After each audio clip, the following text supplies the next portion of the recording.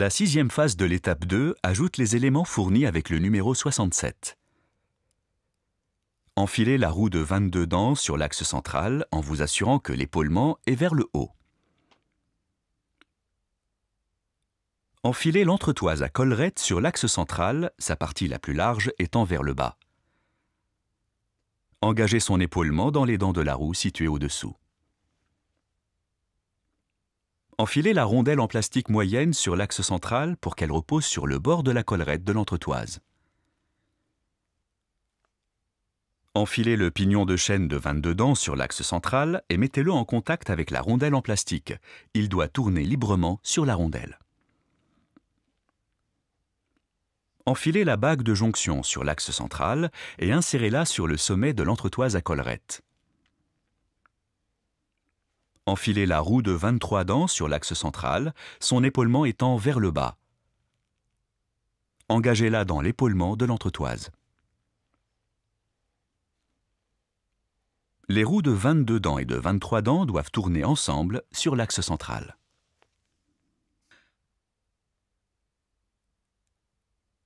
La septième phase de l'étape 2 ajoute le pignon de chaîne de 18 dents fourni avec le numéro 68. Enfilez la grande entretoise sur l'axe central jusqu'à ce qu'elle soit en contact avec la roue de 23 dents mise en place précédemment. Glissez la petite rondelle en plastique sur l'axe central. Enfilez le pignon de chaîne de 18 dents sur l'axe central en vous assurant que l'épaulement est vers le haut. Enfilez la bague de blocage sur l'axe central et engagez son épaulement dans la saignée du pignon de chaîne 18 dents situé au-dessous.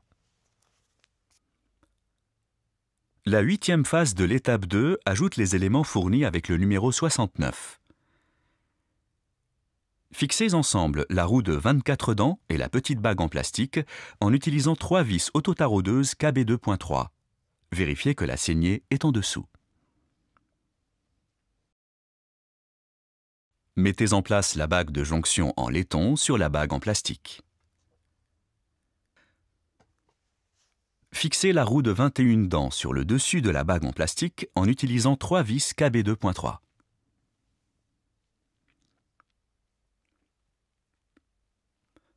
Enfilez l'ensemble roue de 21 dents et roue de 24 dents sur l'axe central et engagez l'épaulement de la bague située au-dessous dans la saignée de la roue de 24 dents. Assurez l'ensemble des engrenages sur l'axe central en serrant la vis à collerette PWM8 au sommet de l'axe central. Vérifiez que la collerette de la vis repose sur le haut de l'axe central sans contact avec le dessus de la roue de 21 dents. Note, vous devez faire un petit réglage de la hauteur de l'axe central si la collerette de la vis n'est pas en position correcte. Pour cela, dévissez légèrement la vis de blocage dans le bras d'entraînement de la terre et poussez vers le bas ou vers le haut l'axe central. La neuvième phase de l'étape 2 ajoute l'anneau de maintien des montants fourni avec le numéro 70. L'anneau de maintien permet aux 3 montants de la Lune d'être parfaitement droits afin que la roue d'entraînement de la Lune fonctionne correctement. Vous devrez ôter provisoirement un de ces montants pour mettre en place l'anneau. Desserrez d'abord la vis de blocage M3G du montant le plus extérieur de la Lune. Ôtez ce montant du bras d'entraînement de la Terre. Desserrez aussi les vis de blocage des 2 autres montants, mais n'enlevez pas ces montants. Placez la roue d'éclipse solaire de 159 dents sur les roulements à billes inférieurs des 2 montants. Repositionnez ensuite le disque d'orbite lunaire en vérifiant que ces 3 pieds sont bien dans leur logement. Faites passer l'anneau de maintien par-dessus les 2 montants. Remettez en place le 3e montant en vous assurant que son roulement inférieur est bien au-dessous de la roue d'éclipse solaire. Fixez l'anneau de maintien en le vissant sur les trous prévus dans les montants avec 3 vis cruciformes KM2.5. Vérifiez que chaque montant est bien vertical. En vissant le montant du milieu, vérifiez qu'il est bien parallèle au bras support central de la Terre. Faites de même avec le montant de droite, puis avec celui de gauche, et vissez à fond les vis de blocage M3G. Réinstallez l'axe de la Lune et sa roulette,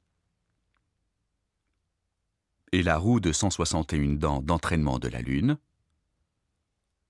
et la Lune. Vérifiez que l'axe de la Lune circule librement sur le disque d'orbite lunaire, de façon à ce que la Lune monte et descende sur son orbite inclinée de 5 degrés par rapport à la Terre. L'étape 2 est maintenant terminée.